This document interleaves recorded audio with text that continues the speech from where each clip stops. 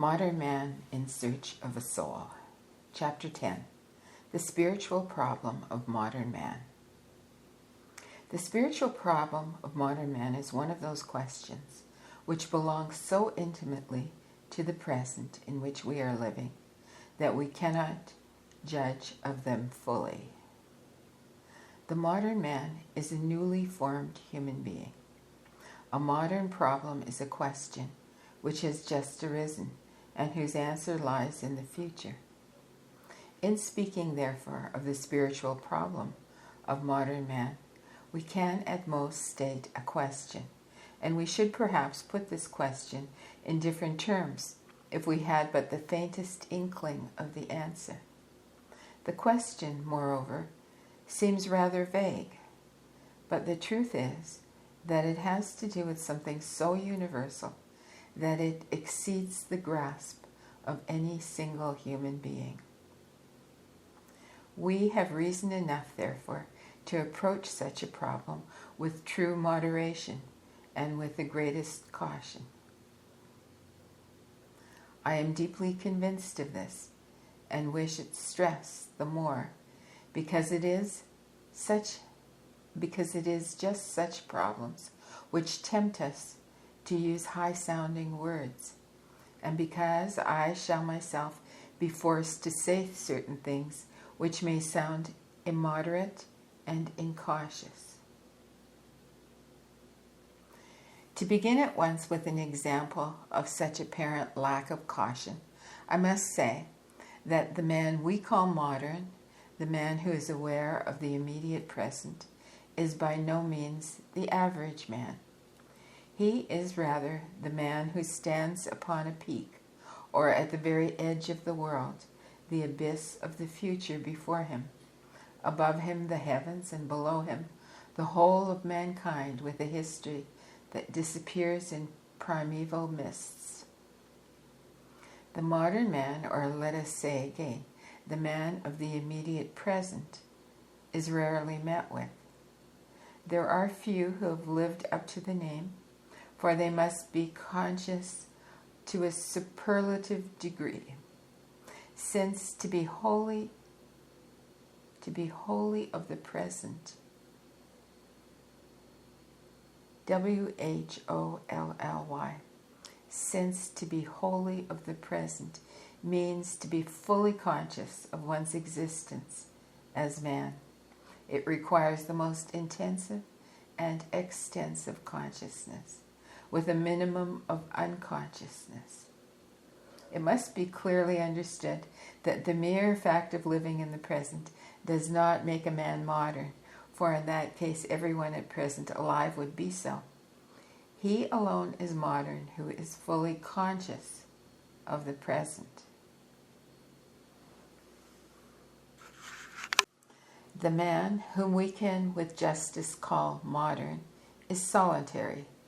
He is so of necessity, and at all times, for every step forward, a fully consciousness of the present removes him further from his original, in quotes, participation mystique, end quote, with a mass of men, from submersion in a common unconsciousness. Every step forward means an act of tearing himself loose from that all-embracing, pristine unconsciousness which claims the bulk of mankind almost entirely. Even in our civilizations, the people who form, psychologically speaking, the lowest stratum live almost as unconsciously as primitive races. Those of the succeeding stratum manifest a level of consciousness which corresponds to the beginnings of human culture, while those at the highest stratum have a consciousness capable of keeping step with the life of the last few centuries. Only the man who is modern in our meaning of the term really lives in the present. He alone has a present-day consciousness, and he alone finds that the ways of life which correspond to earlier levels pall upon him. P-A-L-L, pall upon him. The values and strivings of those past worlds no longer interest him, save for the historical standpoint. Thus, he has become unhistorical in the deepest sense and has estranged himself from the mass of men who live entirely within the bounds of tradition. Indeed, he is completely modern only when he has come to the very edge of the world, leaving behind all that has been discarded and outgrown, and acknowledging that he stands before a void out of which all things may grow. These words may be thought to be but empty sound, and their meaning reduced to mere banality. Nothing is easier than to affect a consciousness of the present. As a matter of fact, a great horde of worthless people give themselves the air of being modern by overleaping the various stages of development and the tasks of life they represent. They appear suddenly by the side of the truly modern man as uprooted human beings, blood-sucking ghosts whose emptiness is taken for the unenviable loneliness of the modern man and casts discredit upon him. He and his kind, few in number as they are hidden from the undiscerning eyes of mass men, by whose clouds of ghosts the pseudo-moderns, by those clouds of ghosts, the pseudo-moderns. It cannot be helped. The modern man is questionable and suspect, and has always been so, even in the past. An honest profession of modernity means voluntarily declaring bankruptcy, taking the vows of poverty and chastity in a new sense, and, what is still more painful, renouncing the halo which history bestows as a mark of its sanction. To be unhistorical is the Promethean sin, and in this sense, modern man lives in sin. A higher level of consciousness is like a burden of guilt, but as I have said, only the man who has outgrown the stages of consciousness belonging to the past and has amply fulfilled the duties appointed to him by his world can achieve a full consciousness of the present. To do this, he must be sound and proficient in the best sense. A man who has achieved as much as other people and even a little more, it is these qualities which enable him to gain the next highest level of consciousness. I know that the idea of proficiency is especially repugnant to the pseudo-moderns, for it reminds them unpleasantly of their deceits. This, however, cannot prevent us from taking it as our criterion of the modern man. We are even forced to do so, for unless he is proficient, the man who claims to be modern is nothing but an unscrupulous gambler. He must be proficient in the highest degree, for unless he can atone by creative ability for his break with tradition, he is merely disloyal to the past. It is sheer juggling to look upon a denial of the past as the same thing as consciousness of the present. Today stands between yesterday and tomorrow and forms a link between past and future. It has no other meaning. The present represents a process of transition, and that man may account himself modern who is conscious of it in this sense. Many people call themselves modern, especially the pseudo-moderns. Therefore, the real modern man is often to be found among those who call themselves old-fashioned. He takes this stand for sufficient reasons. On the one hand, he emphasizes the past in order to hold the scales against his break with tradition, and that effective guilt of which I have spoken. On the other hand, he wishes to avoid being taken for a pseudo-modern. Every good quality has its bad side, and nothing that is good can come into this world without directly producing a corresponding evil. This is a painful fact. Now, there is the danger that consciousness of the present may lead to an elation based upon illusion. The illusion, namely, that we are the culmination of the history of mankind, the fulfillment and the end product of countless centuries. If we grant this, we should understand that it is no more than the proud acknowledgement of our destitution. We are also the disappointment of the hopes and expectations of the ages. Think of nearly 2,000 years of Christian ideals, followed instead by the return of the Messiah and the heavenly millennium by the world war among Christian nations and its barbed wire and poison gas. What a catastrophe in heaven and on earth. In the face of such a picture, we may well grow humble again. It is true that modern man is a culmination, but tomorrow he will be surpassed. He is indeed the end product of an age-old development, but he is at the same time the worst conceivable disappointment of the hopes of humankind. The modern man is aware of this. He has seen how beneficent are science, technology, and organization, and how catastrophic they can be. He has likewise seen the well-meaning governments have so thoroughly paved the way for peace on the principle, in time of peace, prepare for war, that Europe has nearly gone to rack and ruin.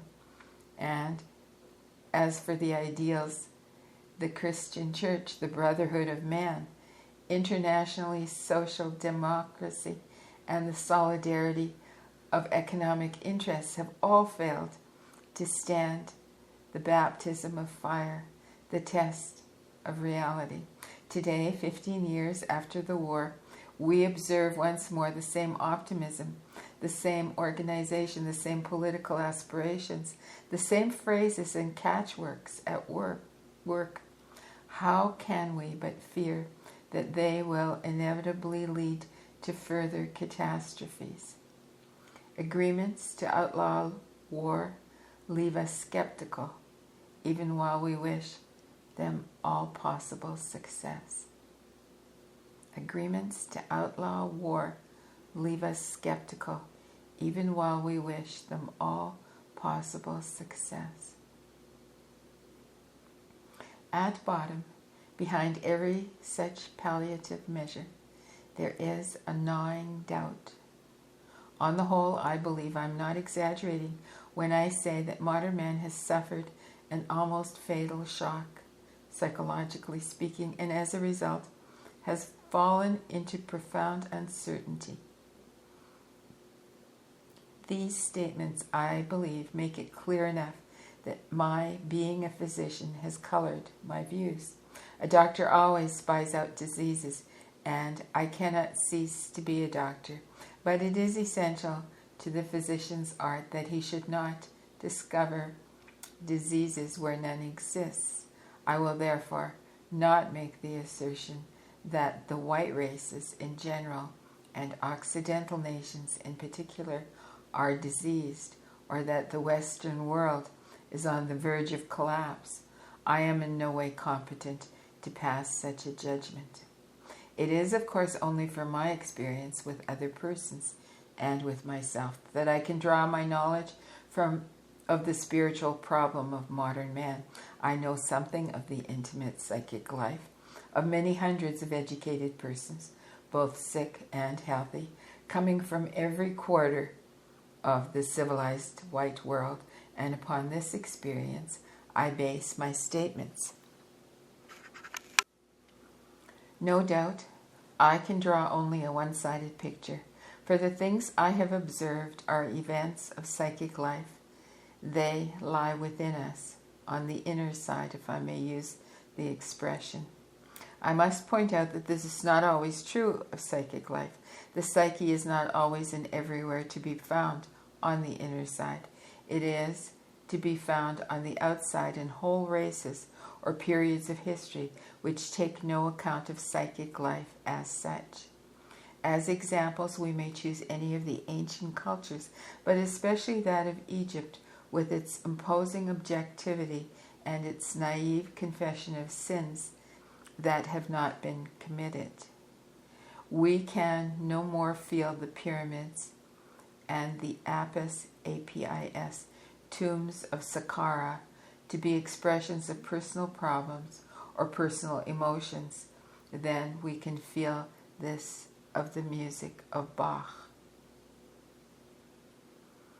Whenever there is established an external form, be it ritual or spiritual, by which all the yearnings and hopes of the soul are adequately expressed, as for instance in some living religion, then we may say that the psyche is outside, and no spiritual problem, strictly speaking, exists.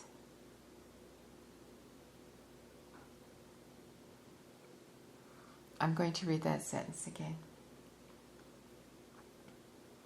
Whenever there is established an external form, be it ritual or spiritual, by which all the yearnings and hopes of the soul are adequately expressed, as for instance in some living religion, then we may say that the psyche is outside, and no spiritual problem, strictly speaking, exists.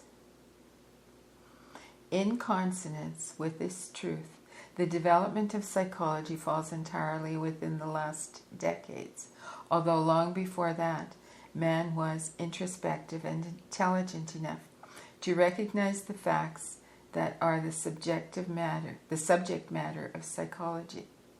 The same was the case with technical knowledge.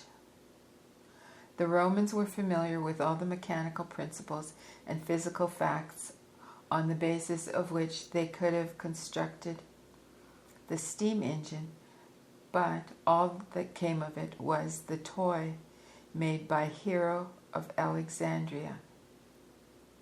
There was no urgent necessity to go further. It was the division of labor and specialization in the 19th century which gave rise to the need to apply all available knowledge. So also a spiritual need has produced in our time our discovery of psychology. Discovery in quotes. There has never, of course, been a time when the psyche did not manifest itself, but formerly it attracted no attention. No one noticed it. People got along without heeding it. People got along without heeding it. But today we can no longer get along unless we give our best attention to the ways of the psyche. It was men of the medical profession who were the first to notice this, for the priest is concerned only to establish the undisturbed functioning of the psyche within a recognized system of belief. As long as this system gives true expression to life, psychology can be nothing but a technical adjuvant to healthy living, and the psyche cannot be regarded as a problem in itself. While man still lives as a herd being, he has no things of the spirit in quotes, of his own. While man still lives as a herd being, he has no things of the spirit of his own, nor does he need any, save the usual belief in the immortality of the soul. But as soon as he has outgrown whatever local form of religion he was born to, as soon as this religion can no longer embrace his life in all its fullness, then the psyche becomes something in its own right, which cannot be dealt with by the measures of the church alone. It is for this reason that we today have a psychology founded on experience and not on articles of faith or the postulates of any philosophical system. The very fact that we have such a psychology is to me symptomatic of a profound convulsion of spiritual life. Disruption in the spiritual life of an age shows the same pattern as radical change in an individual.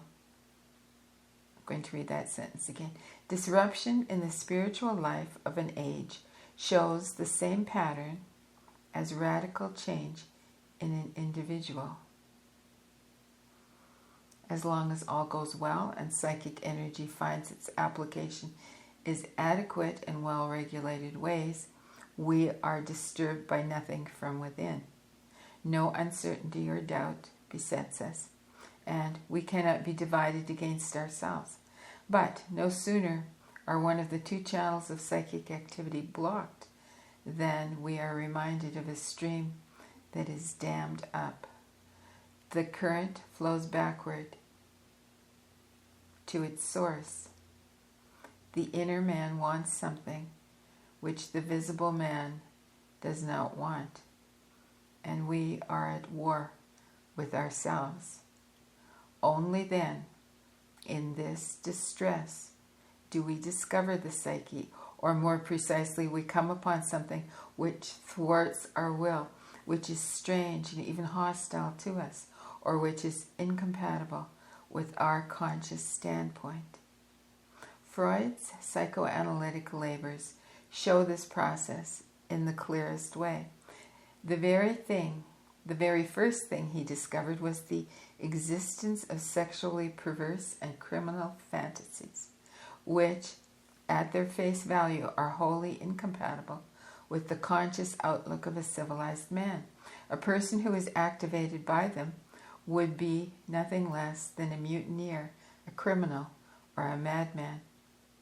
We cannot suppose that this aspect of the unconscious or of the hinterland of the man's mind is something totally new. Probably it has always been there in every culture. Each culture gives birth to its destructive opposite, but no culture or civilization before our own was ever forced to take these psychic undercurrents in deadly earnest. Psychic life always found expression in a metaphysical system of some sort, but the conscious modern man, despite his strenuous and dogged efforts to do so, can no longer refrain from acknowledging the might of psychic forces.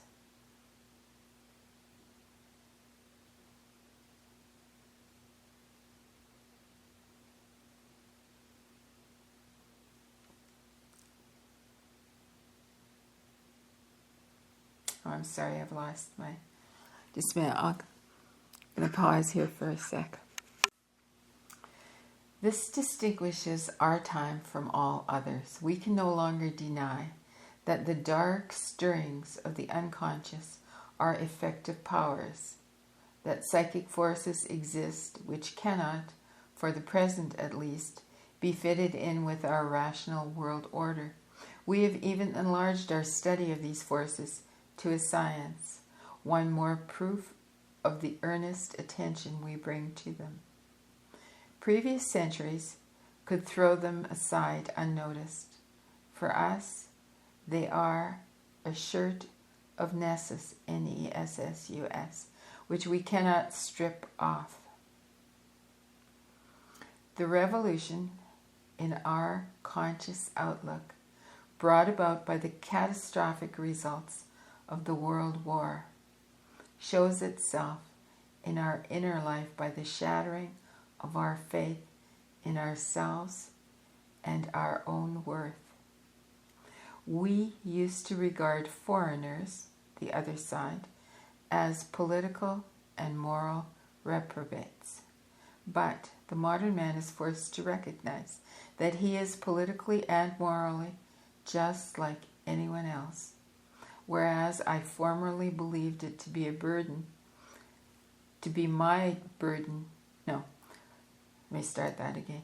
Whereas I formerly believed it to be my bounden duty to call other persons to order, I now admit that I need calling to order myself.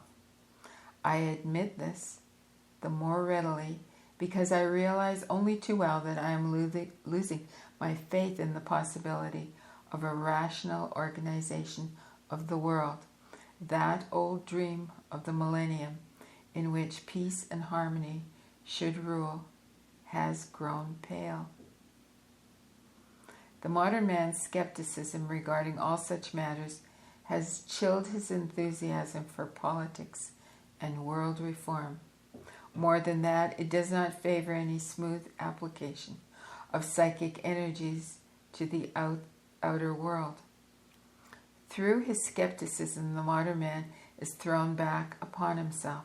His energies flow toward their source and wash to the surface those psychic contents which are at all times there. But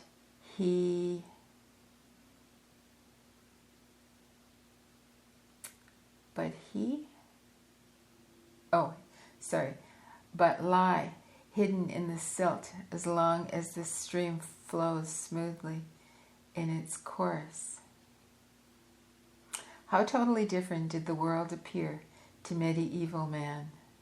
For him, the earth was externally fixed and at rest in the center of the universe, encircled by the course of a sun that solicitously bestowed its warmth. Men were all children of God under the loving care of the Most High, who prepared them for eternal blessedness, and all knew exactly what they should do and how they should conduct themselves in order to rise from a corruptible world to an incorruptible and joyous existence. Such a life no longer seems real to us, even in our dreams. Natural science has long ago torn this lovely veil to shreds. That age lies as far behind as childhood, when one's own father was unquestionably the handsomest and the strongest man on earth. The modern man has lost all the metaphysical certainties of his medieval brother and set up in their place the ideals of material security, general welfare, and humaneness. But it takes more than an ordinary dose of optimism to make it appear that these ideals are still unshaken. Material security even has gone by the board, for the modern man begins to see that every step in material progress adds just so much force to the threat of a more stupendous catastrophe. The very picture terrorizes the imagination. What are we to imagine when cities today perfect measures of defense against poison gas attacks and practice them in dress rehearsals? We cannot but suppose that such attacks have been planned and provided for, again on the principle, in time of peace, prepare for war. Let man but accumulate his materials of destruction, and the devil within him will soon be unable to resist putting them to their fated use. It is well known that firearms go off by themselves if only enough of them are together.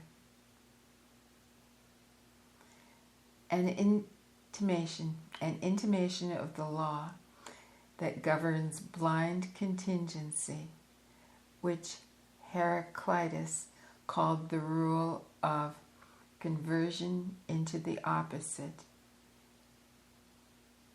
enantiodromia, conversion into the opposite, now steals upon the modern man through the byways of his mind, chilling him with fear, paralyzing his faith in the lasting effectiveness of social and political measures in the face of these monstrous forces.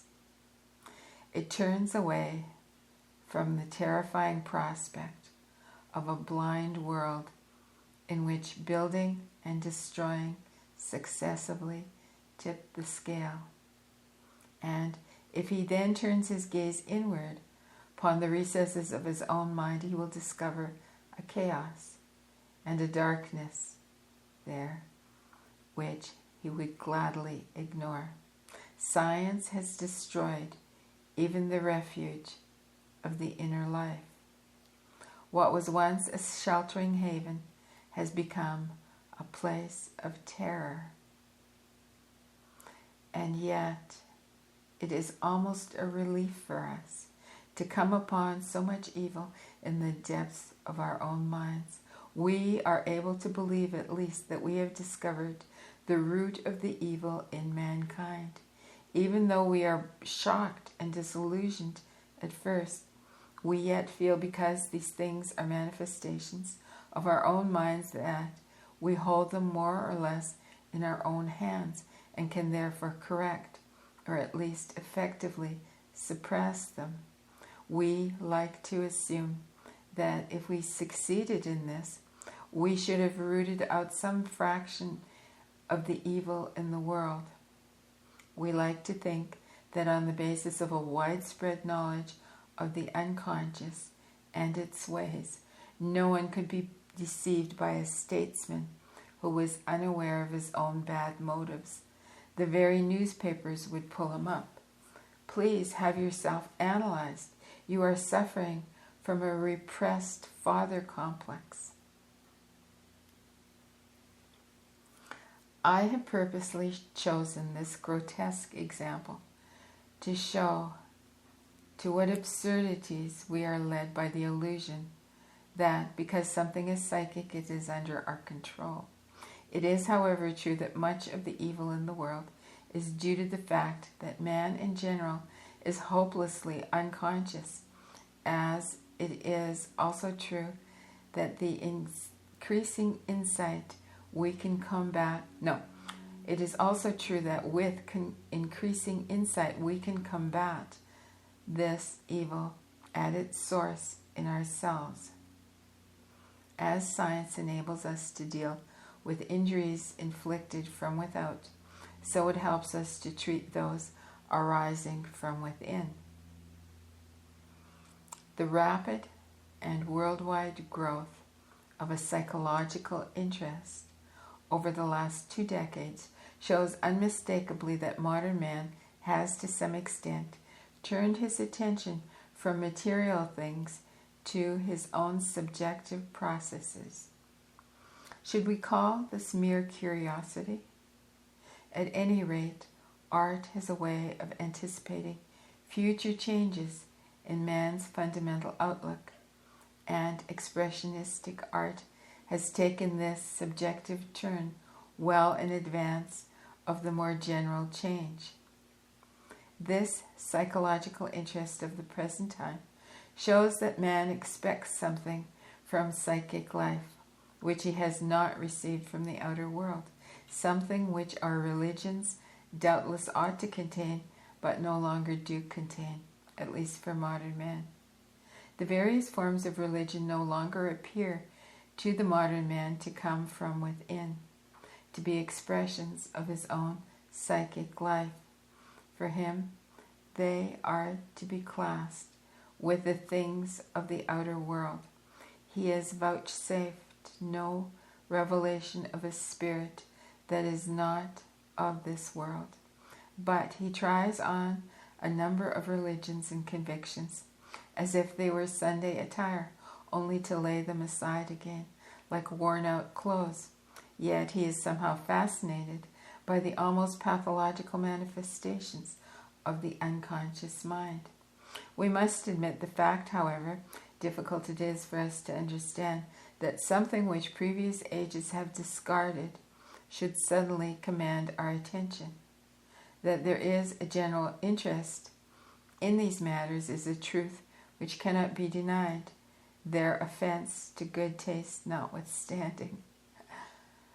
I am not thinking merely of the interest taken in psychology as a science, or of the still narrower interest in the psychoanalysis of Freud, but of the widespread interest in all sorts of psychic phenomena as manifested in the growth of spiritualism, astrology, theosophy, and so forth. The world has seen nothing like it since the end of the 17th century. We can compare it only to the flowering of Gnostic thought in the 1st and 2nd centuries after Christ. The spiritual currents of the present have, in fact, a deep affinity with Gnosticism. There is even a Gnostic church in France. Today I know of 2 schools in Germany which openly declare themselves Gnostic. The modern movement, which is numerically most impressive, is undoubtedly theosophy, together with its continental sister, anthroposophy. These are pure Gnosticism in a Hindu dress. Compared with these movements, the interest in scientific psychology is negligible. What is striking about Gnostic systems is that they are based exclusively upon the manifestations of the unconscious, and that their moral teachings do not balk at the shadow side of life, even in the form of its European rival. The Hindu Kundalini Yoga shows this clearly. And as every person informed on the subject of occultism will testify, the statement holds true in this field as well. The passionate interest in these movements arises undoubtedly from psychic energy which can no longer be invested in obsolete forms of religion. The passionate interest in these movements arises undoubtedly from psychic energy which can no longer be invested in obsolete forms of religion. For this reason, such movements have a truly religious character, even when they pretend to be scientific. It changes nothing when Rudolf Steiner calls his anthroposophy spiritual science, or Mrs. Eddy discovers a Christian science. These attempts at concealment merely show that religion has grown suspect, almost as suspect as politics and world reform.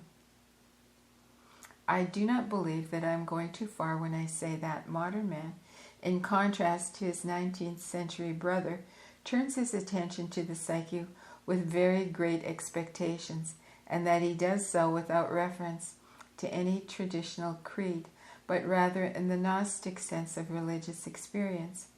We should be wrong in seeing mere caricature or masquerade when the movements already mentioned try to give themselves scientific airs. Their doing so is rather an indication that they are actually pursuing science or knowledge instead of the faith, which is the essence of Western religions. The modern man abhors dogmatic postulates taken on faith and the religions based upon them.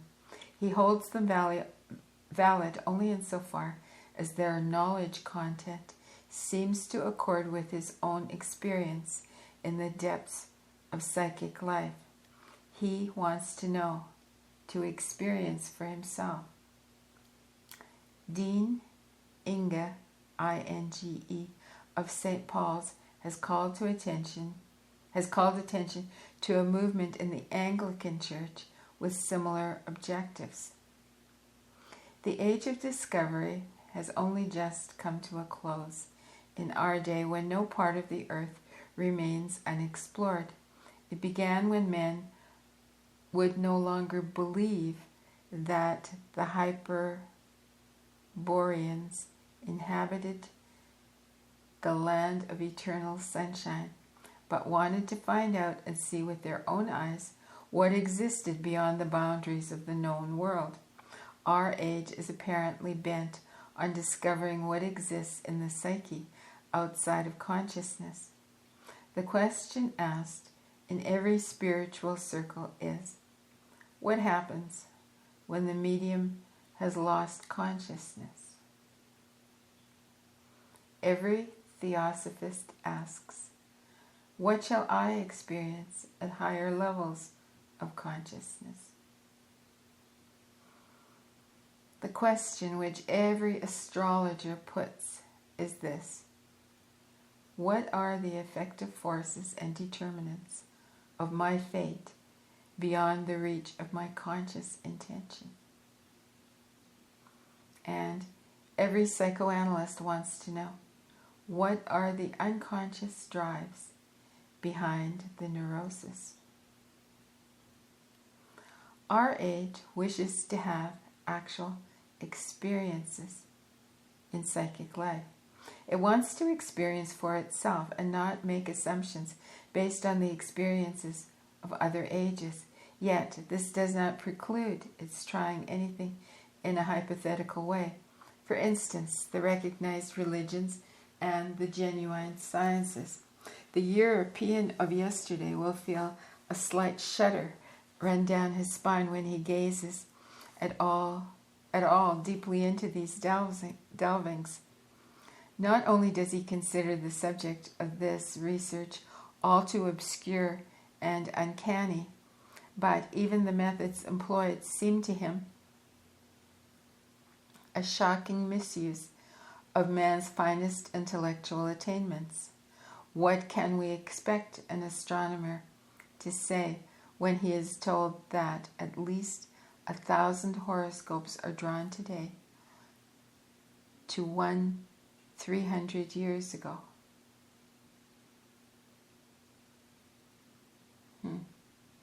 What will the educator and the advocate of philosophical enlightenment say to the fact that the world has not been freed from one single superstition since Greek antiquity?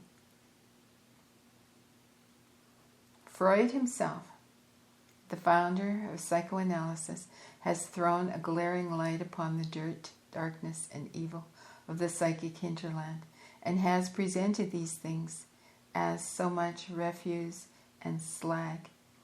He has thus taken the utmost pains to discourage people from seeking anything behind them. He did not succeed, and his warning has even brought about the very thing that he wished to prevent. It has awakened in many people an admiration for all this filth. We are tempted to call this sheer perversity, and we could hardly explain it, save on the ground that it is not a love of dirt, but the fascination of the psyche, which draws these people. There can be no doubt that from the beginning of the 19th century, from the memorable years of the French Revolution onward, man has given a more and more prominent place to the psyche, his increasing attentiveness to it being the measure of its growing attraction for him.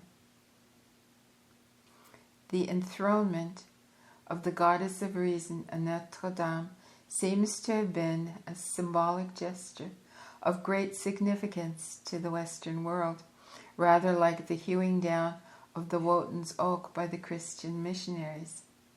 For then, as at the Revolution, no avenging bolt from heaven struck the blasphemer down.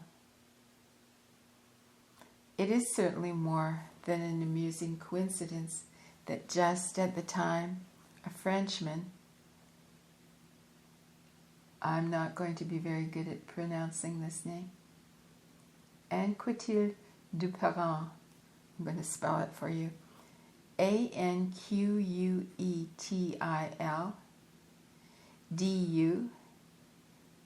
Duperron.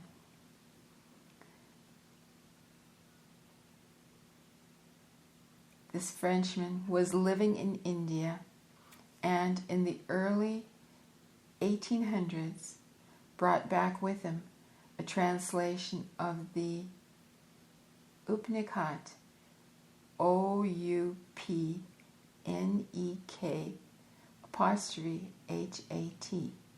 a collection of 50 Upanishads, which gave the Western world its first deep insight into the baffling mind of the East. To the historian, this is mere chance, without any factors of cause and effect. But in view of my medical experience, I cannot take it as an accident. It seems to me rather to satisfy a psychological law whose validity in personal life, at least, is complete. For every piece of conscious life that loses its importance and value, so runs the law, there arises a compensation in the unconscious. All right, I'm going to read that sentence again because that seems very important. For every piece of conscious life that loses its importance and value, there arises a compensation in the unconscious. We may see in this an analogy to the conservation of energy in the physical world, for our psychic processes have a quantitative aspect also. No psychic value can disappear without being replaced by another of equivalent intensity. This is a rule which finds its pragmatic sanction in the daily practice of the psychotherapist. It is repeatedly verified and never fails. Now the doctor in me refuses point blank to consider the life of people as something that does not conform to psychological law. A people in the doctor's eyes presents only a somewhat more complex picture of psychic life than the individual. A people in the doctor's eyes presents only a somewhat more complex picture of psychic life than the individual. Moreover, taking it the other way around, has not a poet spoken of the nations in quotes, of his soul? And quite correctly, as it seems to me. For in one of its aspects, the psyche is not individual, but is derived from the nation, from collectivity, or even from humanity. Okay, I'm going to read that again. And quite correctly, as it seems to me, for in one of its aspects, the psyche is not individual, but is derived from the nation, from collectivity, or from humanity even. In some way or other, we are part of an all-embracing psychic life, of a single greatest man, to quote Swedenborg. In some way or another, we are part of an all-embracing psychic life, of a single, in quotes, greatest man, to quote Swedenborg. And so we can draw a parallel. Just as in me, a single human being, the darkness calls forth the helpful light, so does it also in the psychic life of a people. In the crowds that poured into Notre Dame, bent on destruction, dark and nameless forces were at work that swept the individual off his feet. These forces worked also upon Anquetil du Perron, and provoked an answer which has come down in history. For he brought the Eastern mind to the West, and its influence upon us we cannot as yet measure.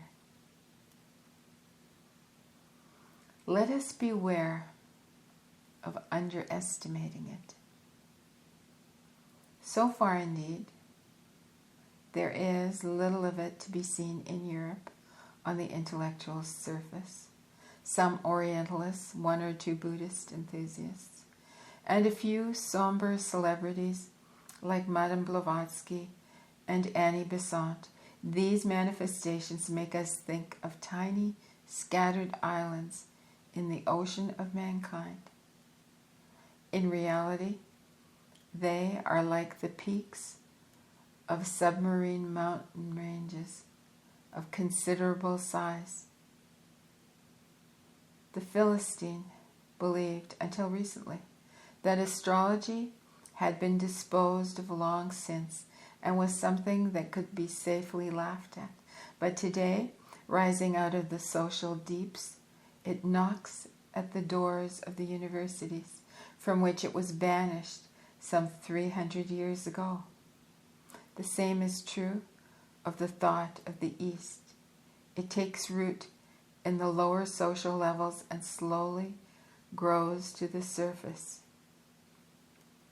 Where did the 5 or 6 million Swiss francs for the anthroposophist temple at Dornach, Dornach, come from? Certainly not from one individual. Unfortunately, there are no statistics to tell us the exact number of avowed theosophists today, not to mention the unavowed. But we can be sure that there are several million of them. To this number, we must add a few million spiritualists of Christian or theosophic leanings. Great innovations never come from above. They come invariably from below. Just as trees never grow from the sky downward, but upward from the earth, however true it is that their seeds have fallen from above. The upheaval of our world and the upheaval in consciousness is one and the same. Everything becomes relative and therefore doubtful. And while man, hesitant and questioning, contemplates the world that is distracted with treaties of peace and pacts of friendship, democracy and dictatorship, capitalism and Bolshevism, his spirit yearns for an answer that will allay the turmoil of doubt and uncertainty. And it is just people of the lower social levels who follow the unconscious forces of the psyche. It is the much derided silent folk of the land, those who are less infected with academic prejudices than great celebrities who are wont to be. All these people, looked at from above, presently mostly a dreary or laughable comedy, and yet they are as impressibly simple as those Galileans who were once called blessed. Is it not touching to see the refuse of man's psyche gathered together in compendia a foot thick? We find recorded in the Anthropophyteria, Anthropophyteia, with scrupulous care, the merest babblings, the most absurd actions, and the wildest fantasies, while men like Havelock Ellis and Freud have dealt with the like matters in serious treatises, which have been accorded all scientific honors.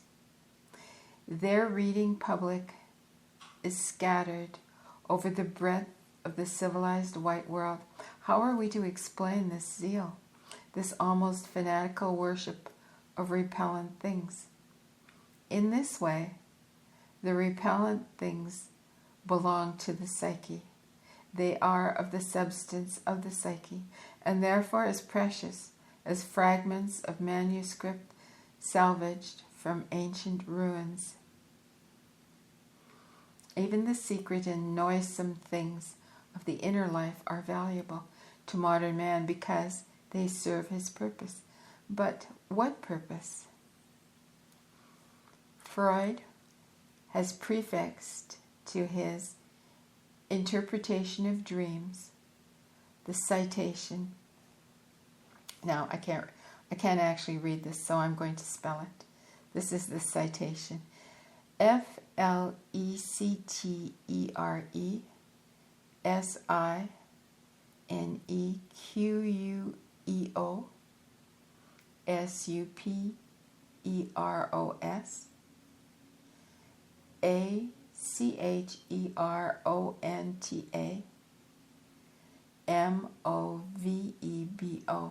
I'm going to try to pronounce it, but forgive me.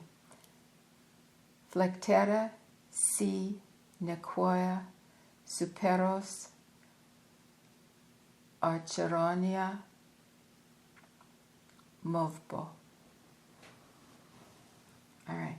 And now it says, if I cannot bend the gods on high, I will at least set Acheron in uproar. But to what purpose?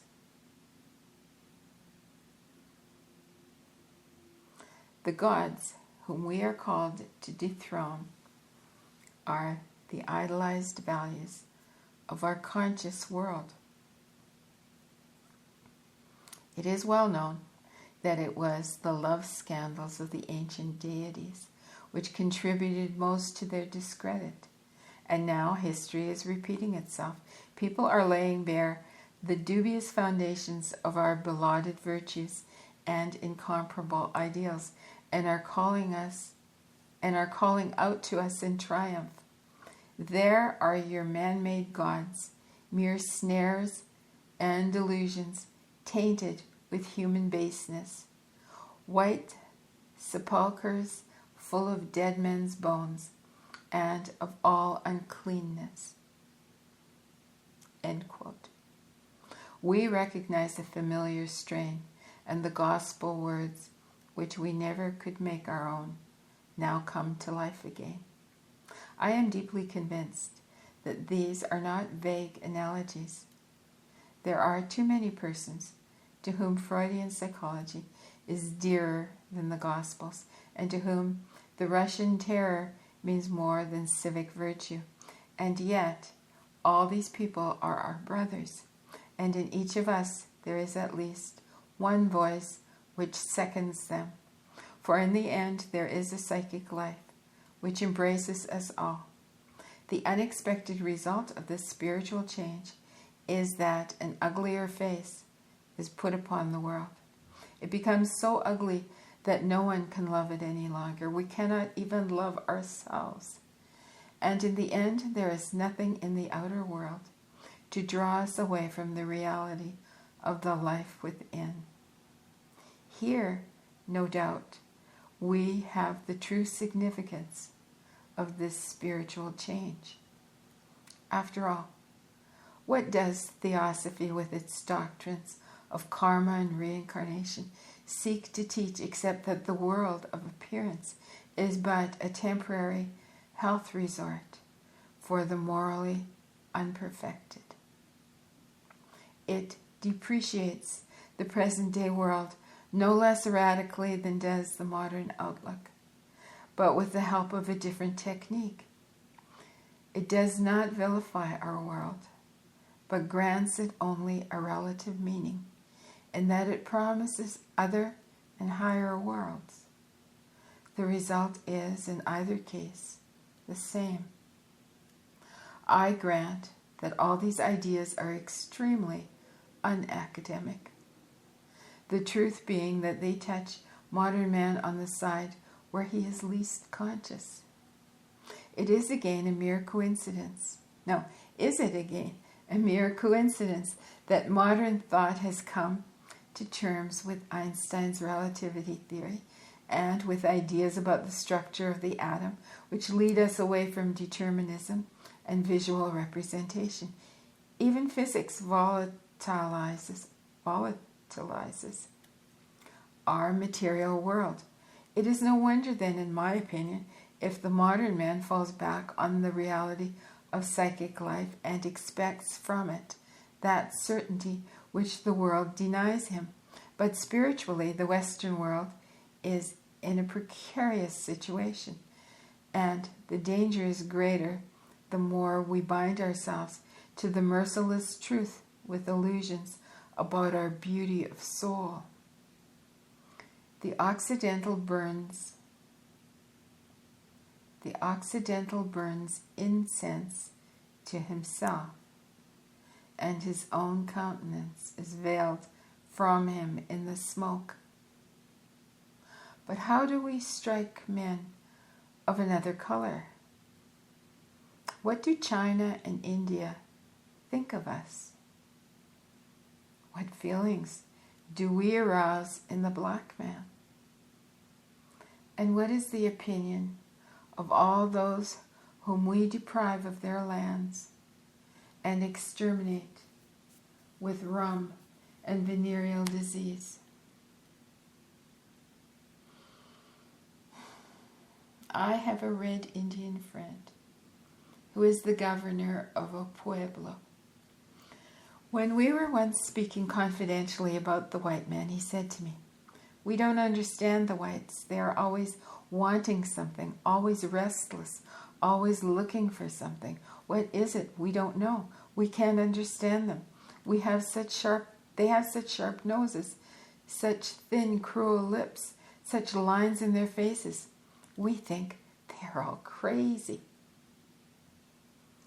My friend had recognized, without being able to name it, the Aryan bird of prey, with its insatiable lust to lord it in every land, even those that concern him not at all. And he had also noticed that megalomania of ours, which leads us to suppose, among other things, that Christianity is the only truth and the white Christ the only Redeemer. After setting the whole East in turmoil with our science and technology and exacting tribute from it, we send our missionaries even to China. The stamping out of polygamy by the African missions has given rise to prostitution on such a scale that in Uganda alone, £20,000 sterling is spent yearly on preventatives of venereal infection, not to speak of the moral consequences, which have been the worst. And the good European pays his missionaries for these edifying achievements. No need to mention also the story of suffering in Polynesia and the blessings of the opium trade. That is how the European looks when he is extricated from the cloud of his own moral incense. No wonder that to unearth buried fragments of psychic life, we have first to drain the miasmal swamp.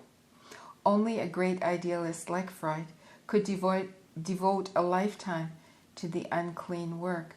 This is the beginning of our psychology. For us, acquaintance with the realities of psychic life could start only at the end, with all that repels us and we do not wish to see. But if the psyche consists for us only of evil and worthless things, no power in the world could induce a normal man to pretend to find it attractive. This is why people who see in theosophy nothing but regrettable intellectual superficiality and in Freudian psychology, nothing but sensationalism, prophesy an early and inglorious end for these movements. They overlook the fact that they derive their force from the fascination of psychic life. No doubt the passionate interest that aroused by them may find other expressions, but it will certainly show itself in these forms until they are replaced by something better. Superstition and perversity are, after all, the same. They are transitional or embryonic stages from which new and riper forms will emerge. Whether from the intellectual, the moral, or the aesthetic viewpoints. No. Whether from the intellectual, the moral, or the aesthetic viewpoint, the undercurrents of the psychic life of the West present an uninviting picture. We have built a monumental world around us and have slaved for it with unequaled energy, but it is so imposing only because we have spent upon the outside all that is imposing in our natures, and what we find when we look within must necessarily be as it is, shabby and insufficient. I am aware that in saying this, I somewhat anticipate the actual growth of consciousness. There is as yet no general insight into these facts of psychic life. Westerners are only on the way to a recognition of these facts, and for quite understandable reasons they struggle violently against it. Of course, Splenger's pessimism has exerted some influence, but this has been safely confined to academic circles. As for psychological insight, it always trespasses upon personal life and therefore meets with personal resistances and denials. I am far from considering these resistances meaningless. On the contrary, I see in them a healthy reaction to something which threatens destruction. Whenever relativism is taken as a fundamental and final principle, it has a destructive effect. When, therefore, I call attention to dismal undercurrents of the psyche, it is not in order to sound a pessimistic note. I wish rather to emphasize the fact that the unconscious has a strong attraction not only for the sick, but for healthy, constructive minds as well, and this in spite of its alarming aspect. The psychic depths are nature, and nature is creative life. It is true that nature tears down what she has herself built up, yet she builds it up once again. Whatever values in the visible world are destroyed by modern relativism, the psyche will produce their equivalents. At first, we cannot see beyond the path that leads downward to dark and hateful things, but no light or beauty will ever come from the man who cannot bear this sight. Light is always born of darkness, and the sun never yet stood still in heaven to satisfy man's longing or to still his fears. Does not the example of Anquetil du Perron show us how psychic life survives its own eclipse? China hardly believes that European science and technology are preparing her ruin. Why should we believe that we must be destroyed by the secret spiritual influence of the East? But I forget that we do not yet realize that while we are turning upside down the material world of the East with our technical proficiency, the East with its psychic proficiency is throwing our spiritual world into confusion. We have never yet hit upon the thought that while we are overpowering the Orient from without, it may be fastening its hold upon us from within.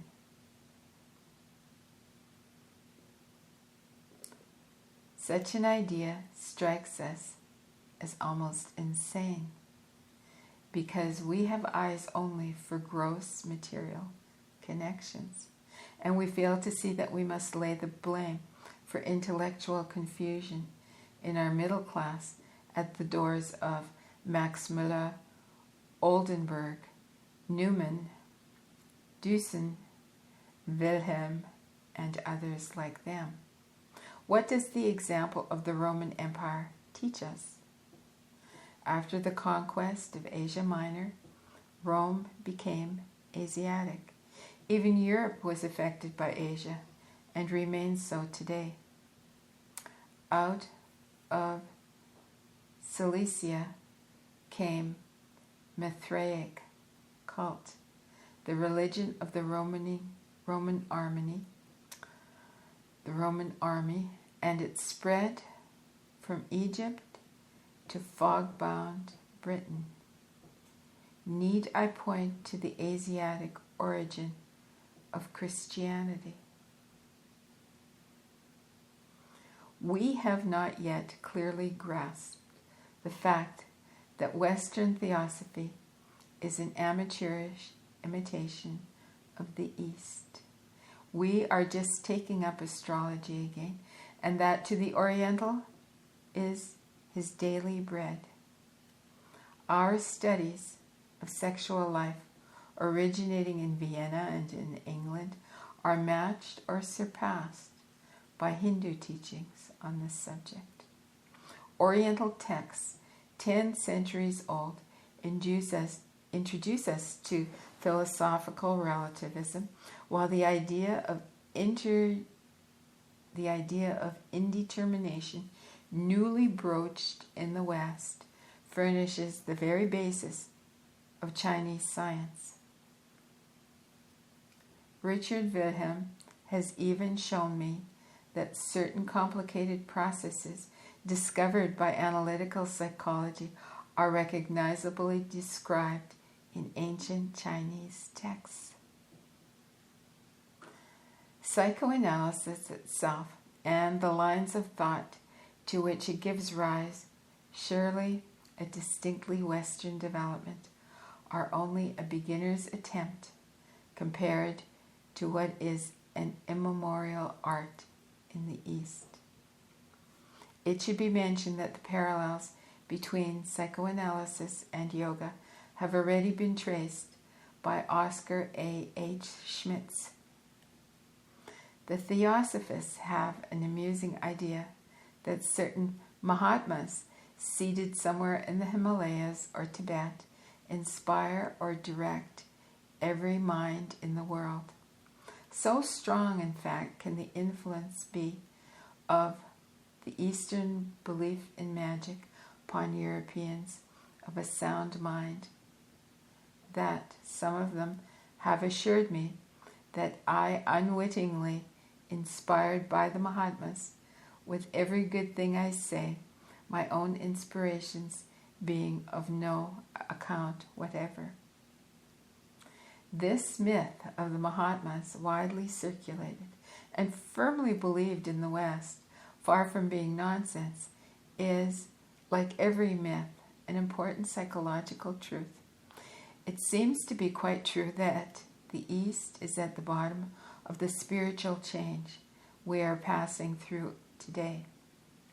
Only this East is not a Tibetan monastery full of Mahatmas, but in a sense lies within us. It is from the depths of our own psychic life that the new spiritual forms will arise. They will be expressions of psychic forces which may help to subdue the boundless lust for prey of Aryan man.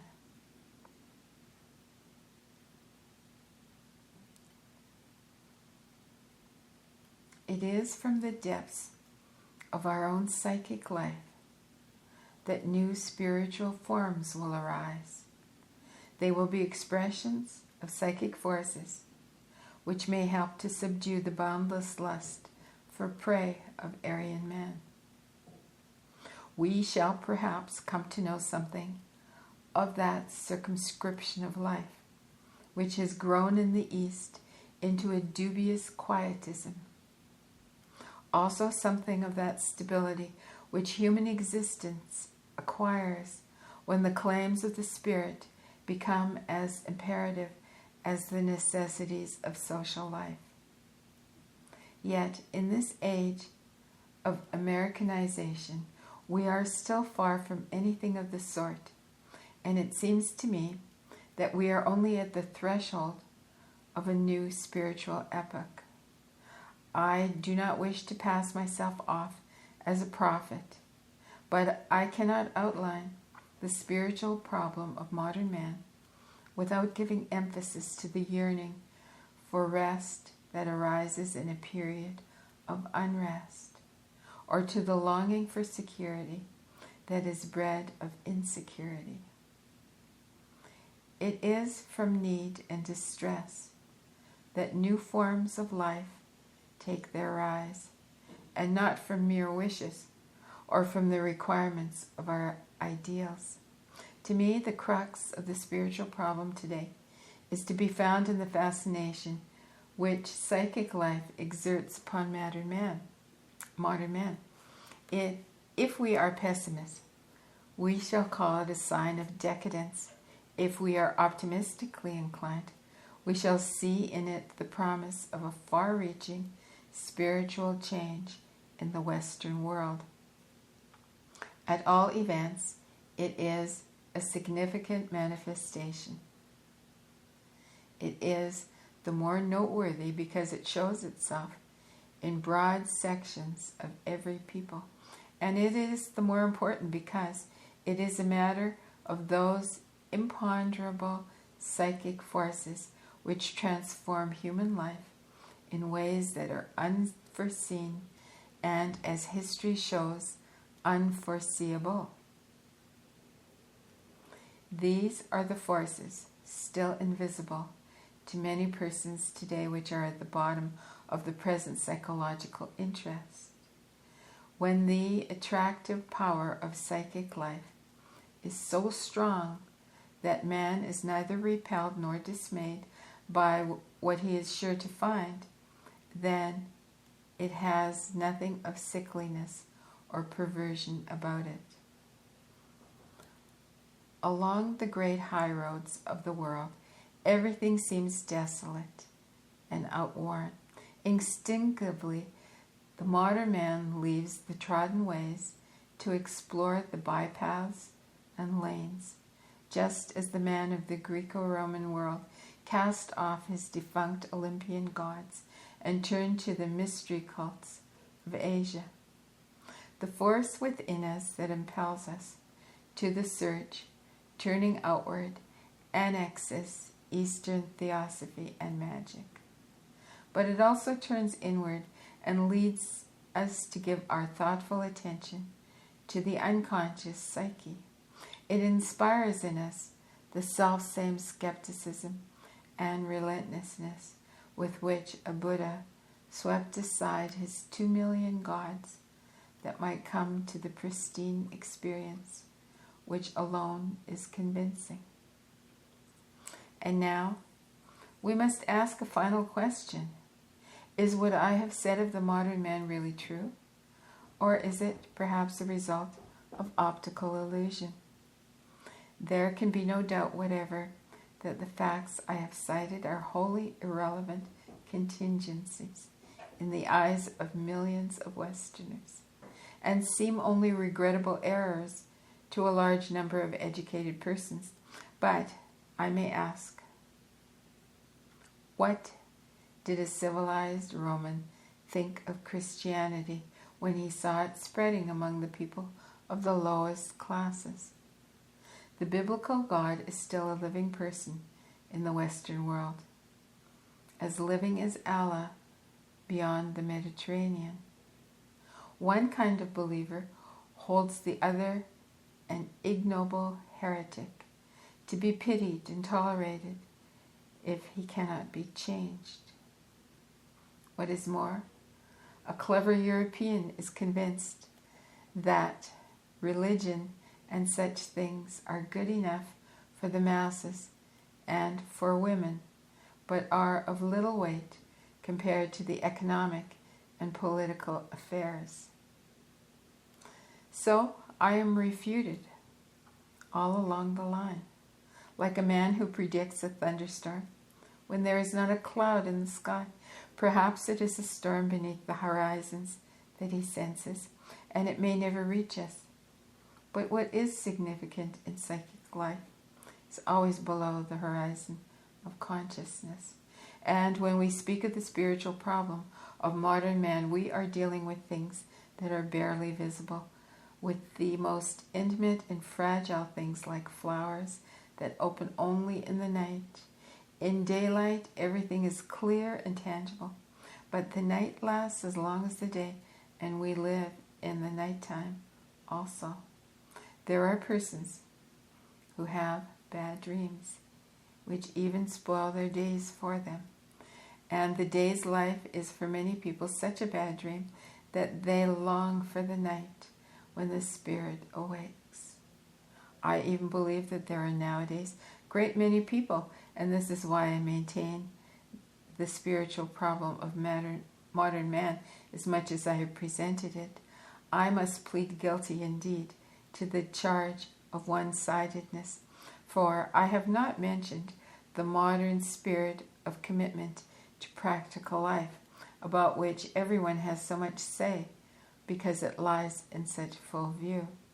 We find it in the ideal of internationalism, or supranationalism, which is embodied in the League of Nations and the like. And we find it also in sport, and very expressively in the cinema and in jazz music.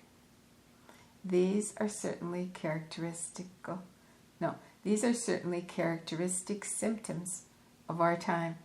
They show unmistakably how the ideal of humanism is made to embrace the body also. Sport represents an exceptional valuation of the human body, as does modern dancing. The cinema, on the other hand, like the detective story, makes it possible to experience without danger all the excitement, passion, and desirousness which must be repressed in a humanitarian ordering of life. It is not difficult to see how these symptoms are connected with the psychic situation. The attractive power of the psyche brings about a new estimation, a re-estimation of the basic facts of human nature. We can hardly be surprised if this leads to the rediscovery of the body after its long depreciation in the name of the spirit. We are even tempted to speak of the body's revenge upon the spirit. When Keyserling, Keyserling, sarcastically singles out the chauffeur as the culture hero of our time, he has struck, as he often does, close to the mark. The body lays claim to equal recognition. Like the psyche, it also exerts a fascination. If we are still caught by the old idea of the antithesis between mind and matter, the present state of affairs means an unbearable contradiction. It may even divide us against ourselves, but if we can reconcile ourselves with the mysterious truth that spirit is the living body seen from within, and the body the outer manifestation of the living spirit, the two being really one, then we can understand why it is that the attempt to transcend present level of consciousness must give its due to the body. We also see that belief in the body cannot tolerate an outlook that denies the body in the name of the spirit. These claims of physical and psychic life are so pressing compared to similar claims in the past that we may be tempted to see in this a sign of decadence. Yet it may also signify a rejuvenation, For as Halderlin says, I'm going to spell Halderlin. Maybe I'm pronouncing that one. Halderlin? I don't know. H-O with 2 dots over it. I don't know what that's called. H-O-L-D-E-R-L-I-N. As Halderlin says, danger itself fosters the rescuing power.